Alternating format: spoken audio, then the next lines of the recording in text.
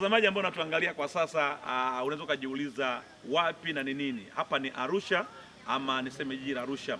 Tupo ndani ya kata ya Olasiti. Olasiti kuna kanisa kubwa sana inaitwa Bonde la Baraka chini ya Pastor Richard Gideon, ambapo kutakuwa na matukio mawili makubwa sana kuanzia kesho tarehe 29 ama tarehe 29.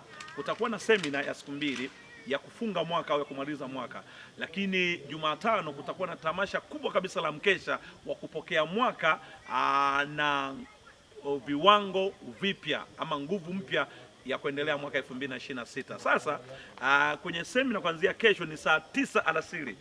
Mtumishi wa Mungu yuko hapa, atathibitisha kama atakuwepo, ili pia na wewe aweze kukukaribisha kuja katika matukio ya mawili muhimu kabisa.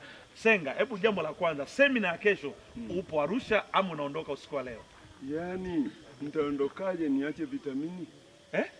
Kesho kuna vitamini vya kiroho na kimwili. Wow. Unapoenda mwaka mwingine, ndio upanga gia kabisa, lazima uende na baraka zote, uanze mwaka kwa baraka.